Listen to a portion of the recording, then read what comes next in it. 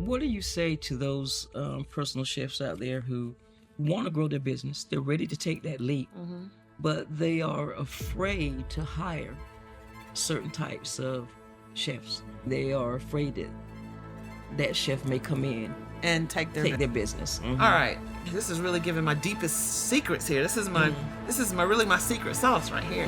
This is the secret in the cube. You have to.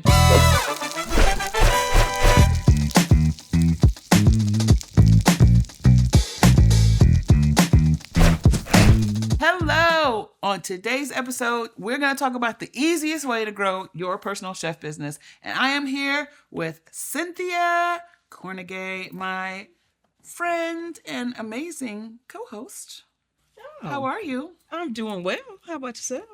I am great. Okay. I'm talking about my favorite subject, so I'm awesome. All right now. We get into some easy ways for people to grow their businesses today. Absolutely. Absolutely.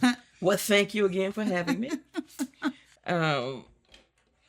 It's been a wonderful, wonderful opportunity having these sessions with you and learning a lot of great stuff. And so we're going to jump right into it. As you said, this episode is about the easiest way to grow your personal chef business. Yeah. And I'm sure you're going to drop some great nuggets on the people. So first question. I hold nothing back. Absolutely not.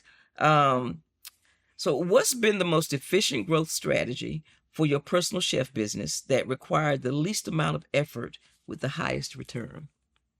The most strategic growth strategy? So I would say that there have been several stages of growth in my business.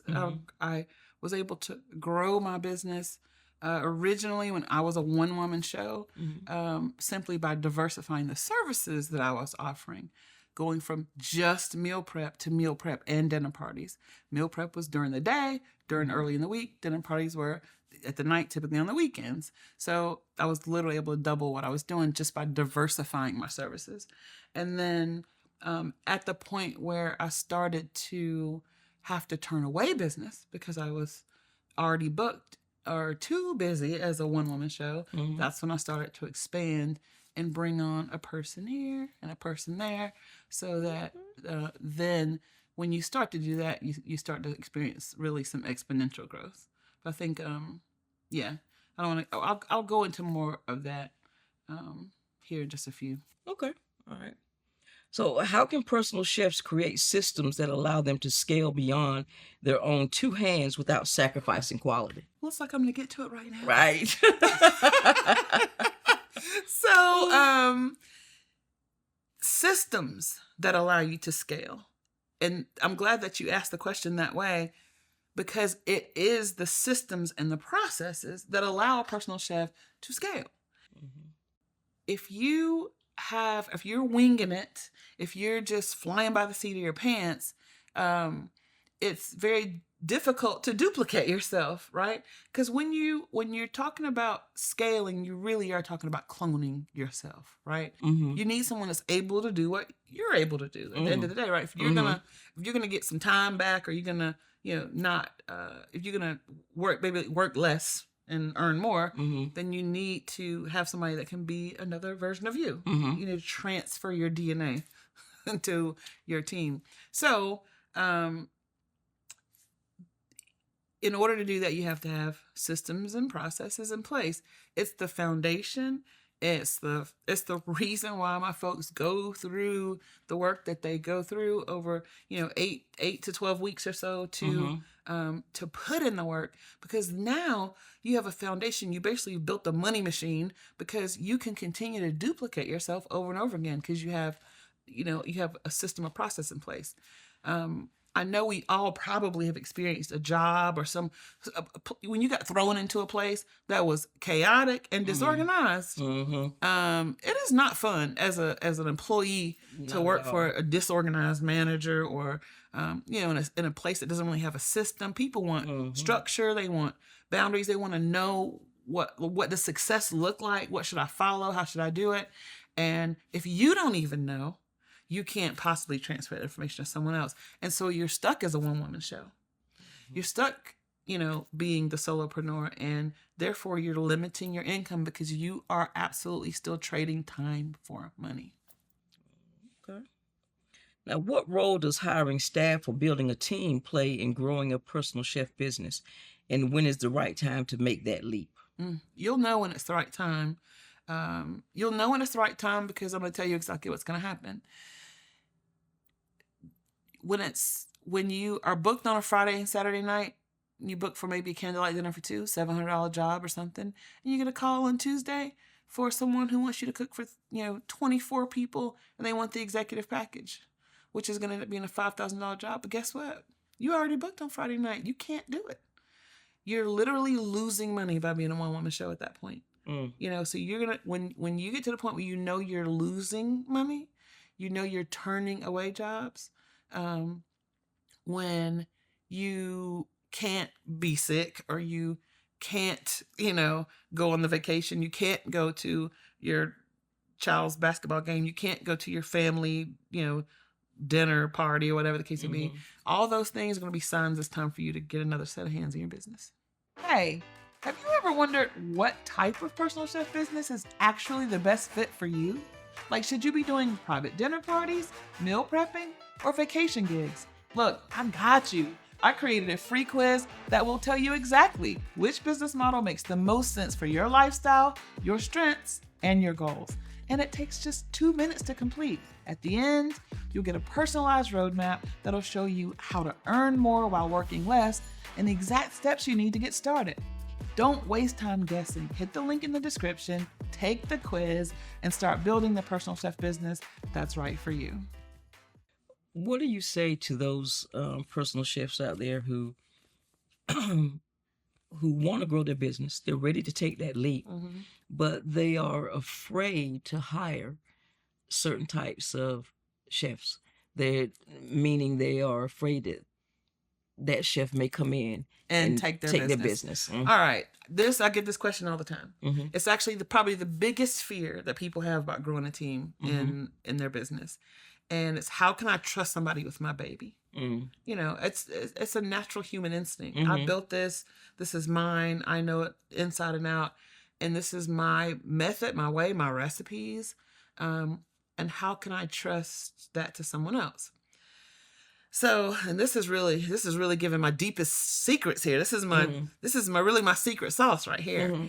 This is the thing that separates my business from my competitors in my local market, right? Because I have a team and run successfully, or run like a well-oiled machine, and I know they can't figure out how I do that, right? And so, this is the secret and the key, and I'm gonna say it kind of like biblically. So maybe they won't understand it. You have to train and trust. You have to train and trust. It's literally how you do that. Now, if I am trying to grow my own, I don't know, I'm going to grow my own forest till I don't know, whatever. I can't go and get mature trees to plant in my yard, can I? I mean, it would just be, could they take root? Maybe. I have to dig a really big hole in my business to be able to accommodate it in the lawn, right? To accommodate all the roots that have grown so deep, and I don't know. It'd be so difficult to extract them from where they are, bring them and replant them into new ground, and have that actually be successful for the tree or for the landscape, right? So I rather get saplings, right? Get the saplings, plant them in fresh soil, prune them when you need to, water them, give them sunlight, right? And then you can grow them. You can even you can make trees grow a certain way. You can bend them but you're in control when you get a sapling, and you get to prune it and grow it the way that you want to. You can shape it, right? And so I use that parable to say that I think the concern comes in when you want to go and get a really experienced chef, right? But a really experienced chef that has their own ideas, likely their own agenda, potentially, their own ways of doing things, might be a little more stubborn or what have you. But someone who's green in the business only will know your way. Right? And so that's my strategy, is I get saplings and I bring them up in the way they should go. Yeah. I understand that completely. So you don't think you can prune the old trees? I mean, I'm sure there's people who can. I don't have time for that. Gotcha. I don't have time. I never want to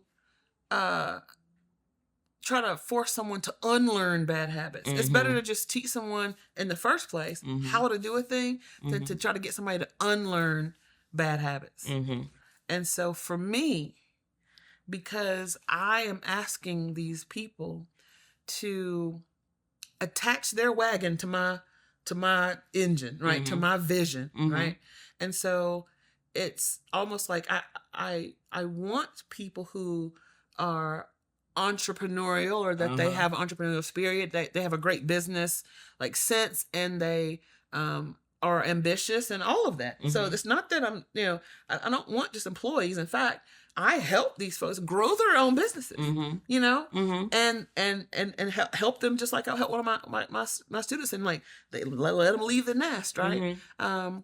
And that's fine. But because I am first trustworthy, then I can trust them, right? I first have to prove that I'm trustworthy. I do that by having structure, systems, being consistent, building a culture, having core values that we follow, and then it's like, well, this is a safe place for me, right? And I'm not going to do anything to ruin this relationship. I'm fiercely protective of this brand, as that person that comes in, and she's helping me grow, and she's giving me a growth path. I mean, we're getting into some, level 201, 301 right now. But I do coach people who are in that stage of their business. The majority of people are the new folks. But I have clients that I coach one-on-one who are busy, and they have great businesses, very successful, but they are running it by themselves, and they're running themselves ragged. And I've helped several people. I'd probably say in maybe 5 different states, I think I have a chef that I help grow their business from a one-woman show or one-man show, bringing in just over 6 figures a month, to grow into $250,000 or over $250,000 business in the first year working with me. Wow. And I do that simply by helping them learn how to scale, learn how to train and trust, learn how to grow a team, how to bring them on, how to train them, how to create a culture that breeds loyalty and mutual respect. So it's a whole process, like most of the things that I do, because I'm a systematic thinker. But there is definitely a way to do it.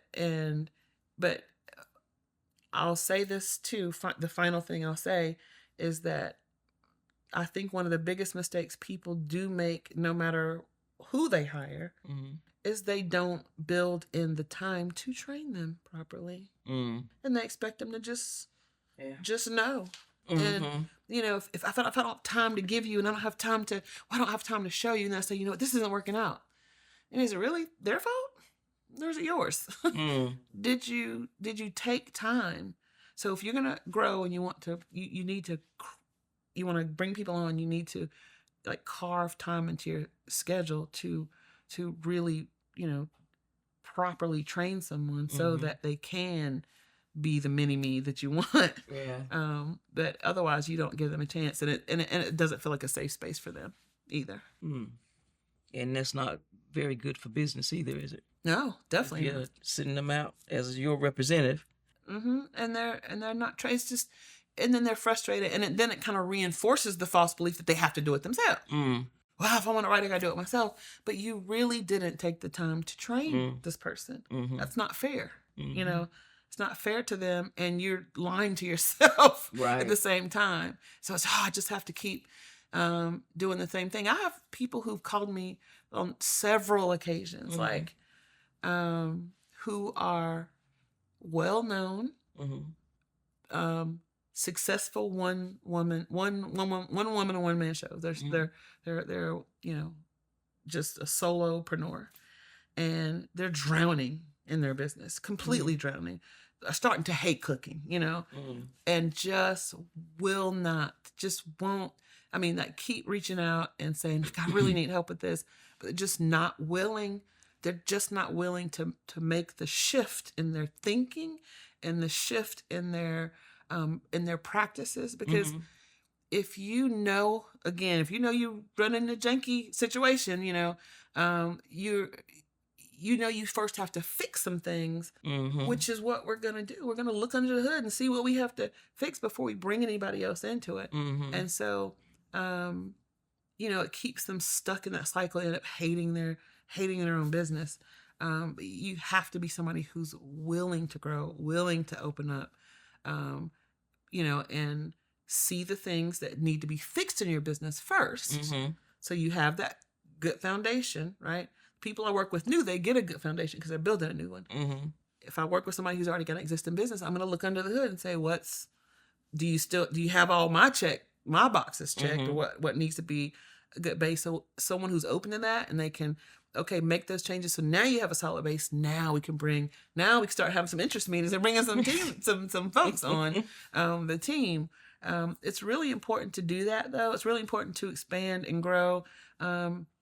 Even if you don't have an intention of really growing to be some huge scale business, but as a solo entrepreneur going into a house by yourself, and mistakes happen, things happen. I just don't think you can give the best experience.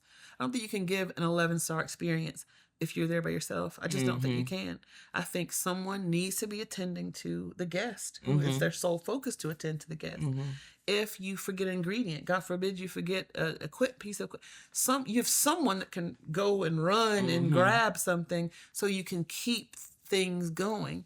Actually hired a chef one time to cook for my team for our holiday party, and the person came alone and started to work to get things together, and then we're having our holiday party, sent one of my staff members who is there to be celebrated and be, we're having a holiday team party, and had to send one of my folks to the store to get like a basic thing that they needed. They couldn't do anything until they had this particular ingredient. And it was, it was just like, it was like a prime example of how just kind of being stubborn almost in that way can fail you. You need to be able to train and trust people. I mean, that's the quickest way to not only grow your business, but to build an exit plan for yourself into your business. Absolutely. Succession plan. Yep. Absolutely. Exactly that. Yeah. I spent a couple months in Mexico, December and January, the two busiest months of the entire year for a personal chef. I was in Mexico City for 2 months, living my best life. I was coaching, but I didn't do a single day. I wasn't in my local personal chef business. They did 22 events in December. They did 17 events in January.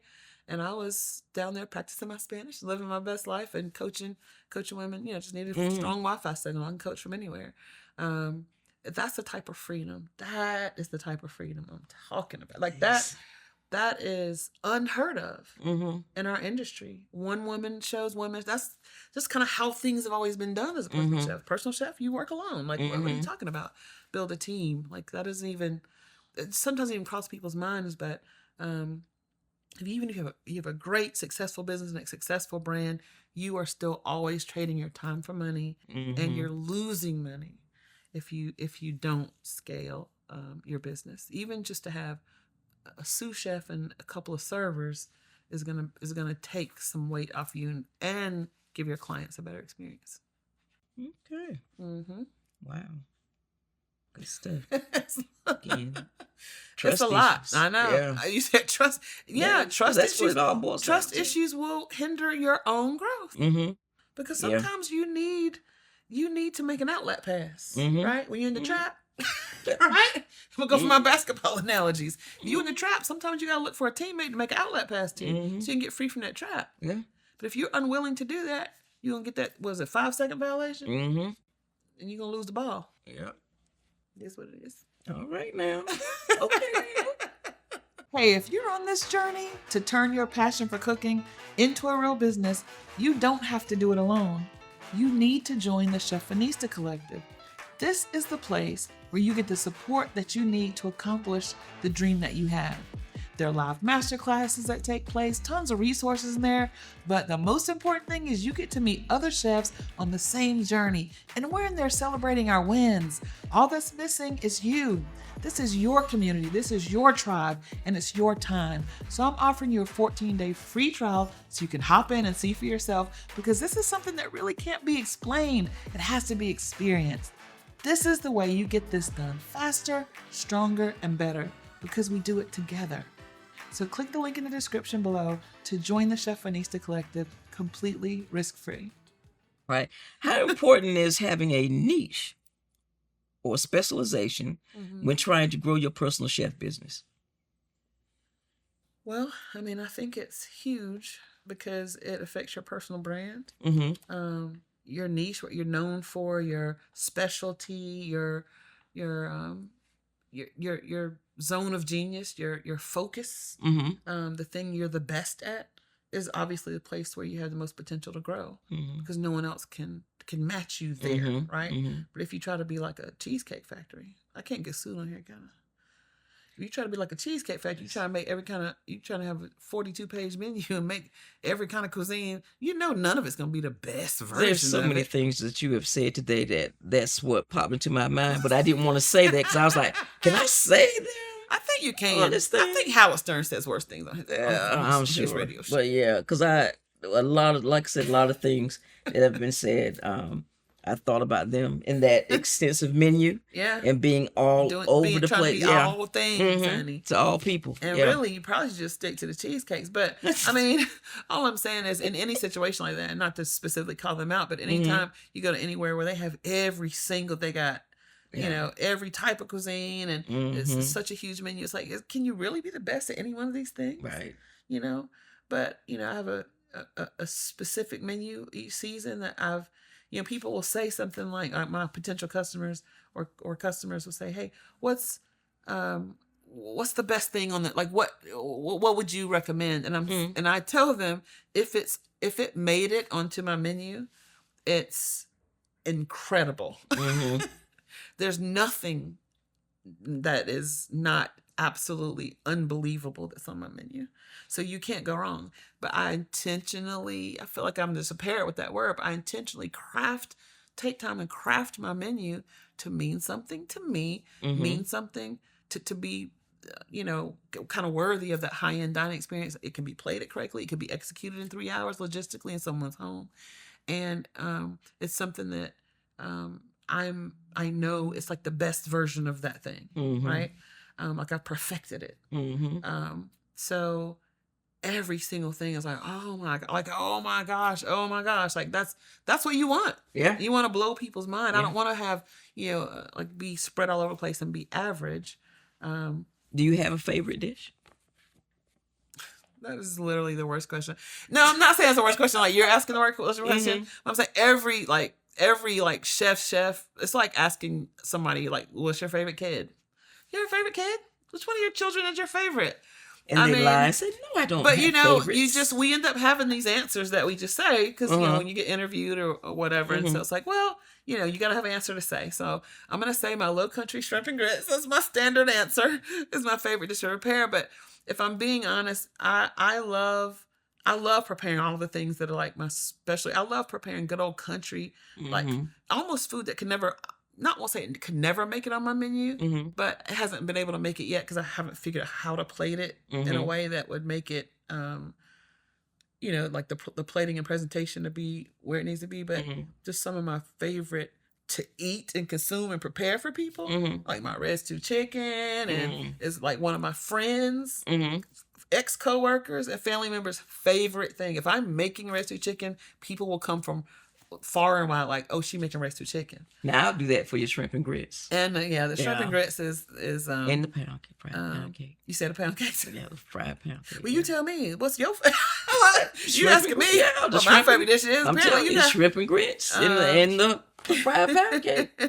Well, and the what's the ice cream? Because she makes her own ice cream. The homemade ice cream. All the homemade ice creams, really. Yeah. That's one of my favorite things. I feel like people don't make homemade ice cream anymore. Yeah, that's true. Like with the eggs and the whole thing. But anyway, I always do say my low country shrimp and grits. I always call it my beet Bobby Flay dish, because if I ever get on beet Bobby Flay, I am definitely gonna go with shrimp and grits, and I know that there's nobody who can make shrimp and grits. I mean, I just know it. Mm-hmm. I've never tasted shrimp and grits, and I've had them everywhere. Savannah, Charleston.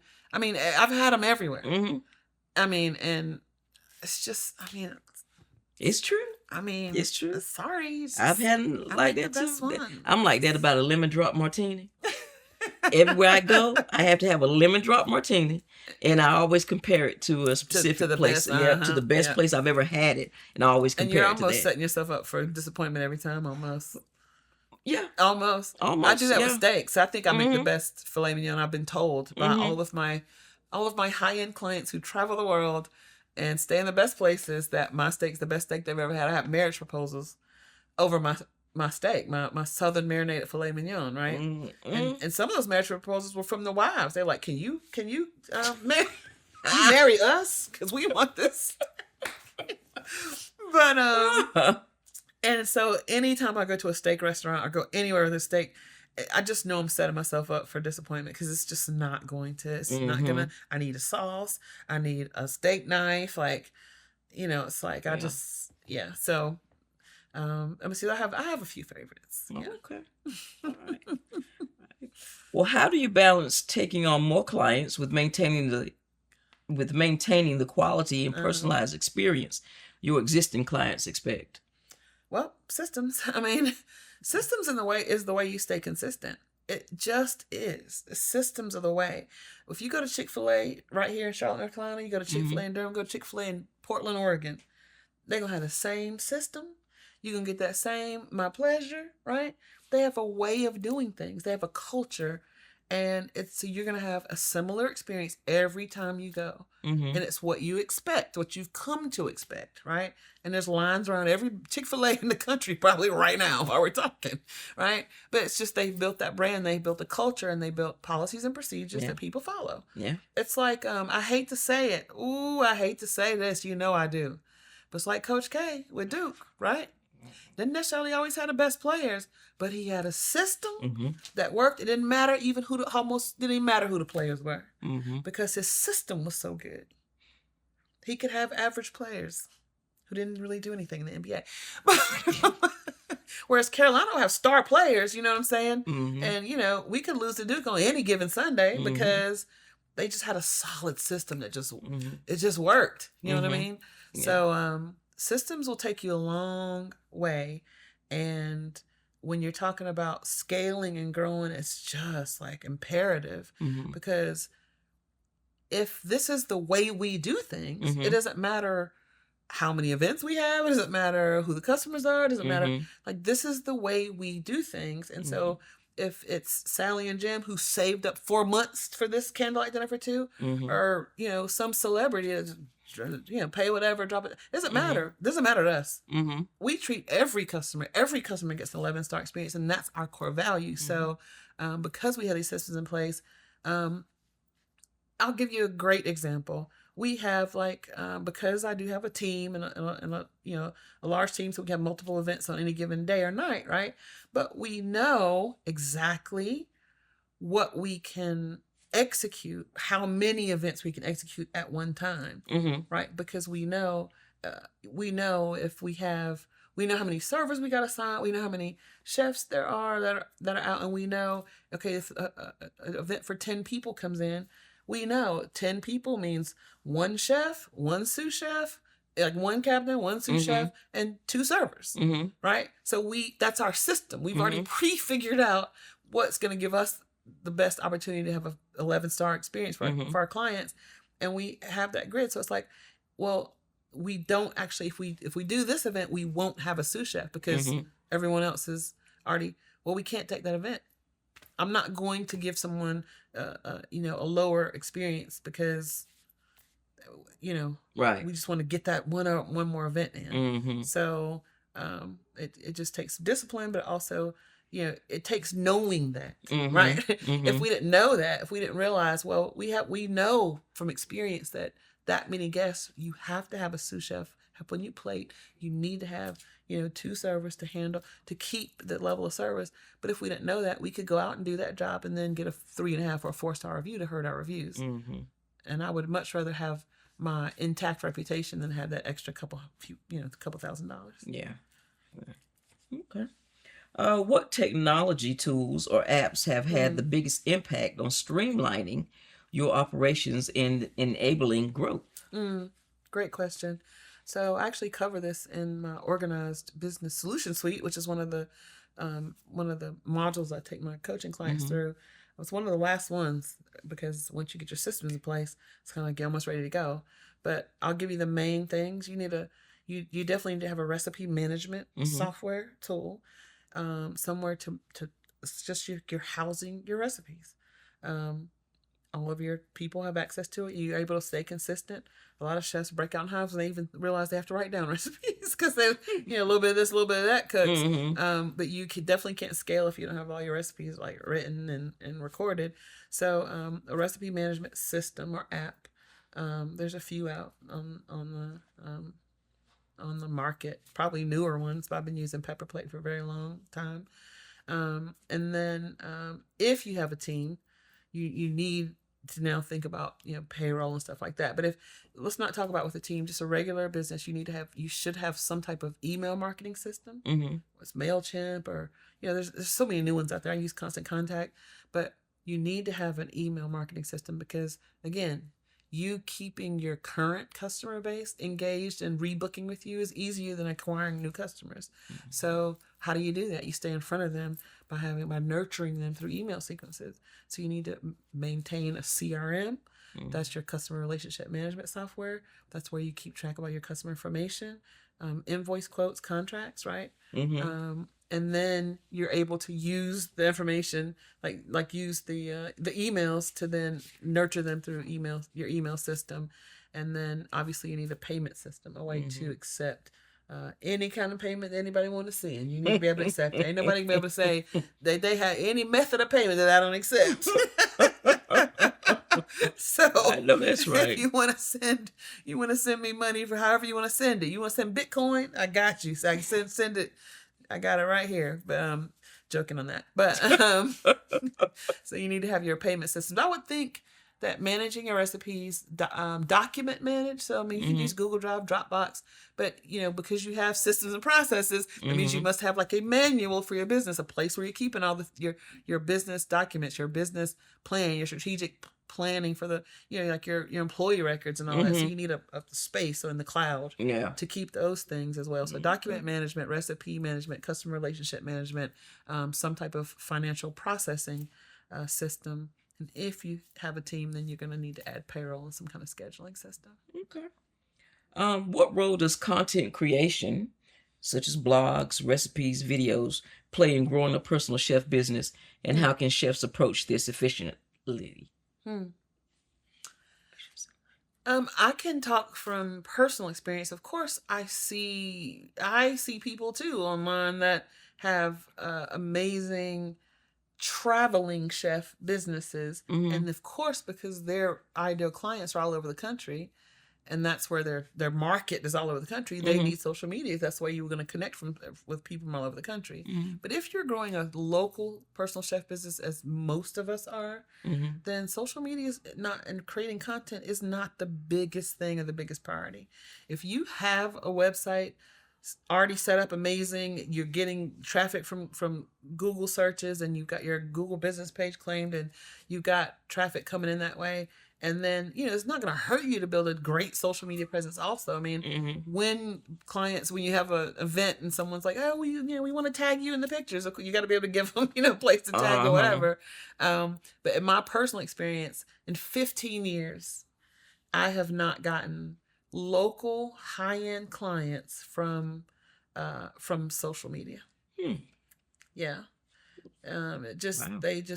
It comes from Google searches. We ask them on the intake form, like, how did you hear about us? And 95% of the time it's, Google search, internet search, Google search. You are watching this because there has to be more. You're tired of cooking your heart out without seeing it in your bank account. Maybe you're thinking you need a culinary degree or that you'll have to work 80-hour weeks in a restaurant first. I'm here to tell you that that's simply not true. I was just like you, stuck in a corporate job at 40 years old, dreaming of turning my passion for cooking into something more. Now I run a $500,000 a year personal chef business, and I've been featured in Forbes magazine and Ebony and even on the Food Network. But here's what really matters most. I've helped hundreds of other passionate cooks just like you do the same thing. No culinary degree required, no crazy hours, just a proven system that works. That's why I created the 5-step personal chef kickstart strategy. This guide breaks down exactly how to build a business that gives you freedom, create experiences clients can't resist, craft an irresistible online presence, land your first high-paying clients, and start making money doing what you love. No fluff, no theory, just the exact steps I use to build my business and that my students are using right now to build theirs. Click the link in the description below to get the 5-step personal chef kickstart strategy. Do not let another day go by wondering what if. Your future as a successful personal chef starts right now. So, if a personal chef could only focus on one growth strategy for the next 90 days, what would you recommend they prioritize? That is a great question. If they could focus on one growth strategy for the next 90 days, it's going to be a depends answer. I have to give you a depends answer. Okay. It depends on where they are in their business. So if you don't have a website, you don't have a claimed Google business page, you can't be found on, if you can't be found on, through an internet search, a search engine search, then that should be your priority. I mean, it just should be, right? Like, you can go from 0 to completely being booked just from having that, right? So you said one strategy, but if they're in that stage, that's the one thing I'd focus on. If you have a great website and it's, either it's just a slow season, things are slowing down, and you're wondering like, what can I do to grow business? Then the one strategy that I would focus on in that case would be strategic partnerships. I mean, again, depending on the services you offer meal prep. There's so many places. Fitness, gyms, nutritionists, dietitians, cardiovascular clinics, bariatric clinics, anyone whose their customers need a solution for mealtime. And if meal prep is your thing and you do meal prep, you can partner with any of those. They're happy. They want these people to follow the diet plan they've given them and all these things. And they're like, if I could just put you on autopilot, I would. Well, guess what? You can. You know what I mean? So you have these strategic partnerships where, you're able to share referrals, referrals or even kickbacks, however you want to set it up. But that's a way to keep constant business coming in.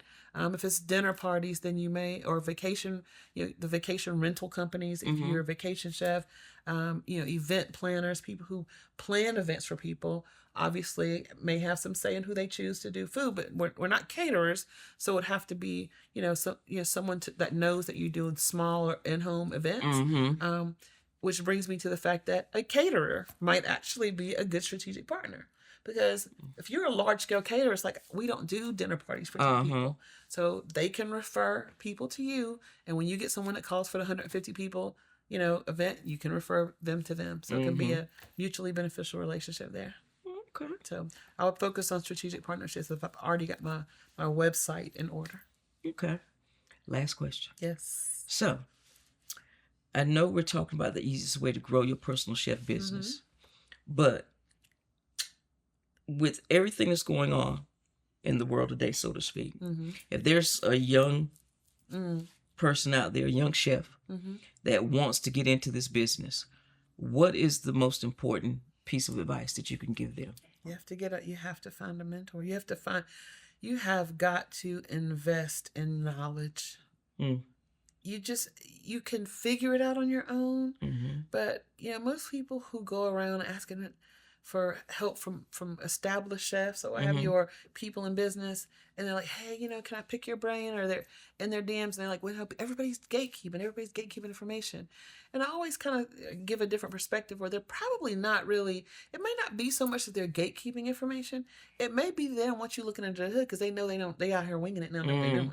Mm-hmm. They look successful. Mm-hmm. They probably have no idea what their numbers are, Mm-hmm. what their profit margins are, Mm-hmm. what their their balance sheet looks like. Mm-hmm. They really have no systems and processes. They're out here just Mm-hmm. so they don't want to. They can't. They actually don't know what they're doing, so they Mm-hmm. can't tell you, Yeah. right? Right. And so find someone who's done it successfully, someone who's offering a service like mine, who's like I have these programs, and I'm not saying this to really sell anybody. I'm Mhm. not. I don't need I don't need the money, Mhm. right? Mhm. But what I do want is to serve people in a way Mhm. that they can then have the freedom that they deserve, right? Mhm. I wish I had. I mean, I know I typically don't have any regrets because I feel like everything in my path up to now has been for a reason. Mhm. I went through all the things and learned all the things I learned and Mhm. failed forward and made mistakes so that Mhm. God prepared me to be uniquely qualified to be able to collapse time for other people Mhm. now, right? Mhm. And now I'm on a mission to make sure that people have the mentor I didn't have 15 Mhm. years ago, and they don't have to fail forward, and they don't have to second guess. They can get someone. So I'm not saying that because I'm saying it because I really truly want to serve, and I believe in my system. I've seen it work dozens and dozens and dozens of times with Mhm. people, with women, home cooks, people pivoting from restaurants, people that have gone to culinary school. If you can cook, you love people, you love to serve, and you're like, how do I start this personal chef business thing? Mhm. I mean, you're literally looking at the best person in the country to tell you how to do that. I Okay. know there's a couple other programs out there, Mhm. probably like 3 that I know of. Mhm. And I mean, I have not been to those programs, Mhm. but I have clients who have paid for those programs Mhm.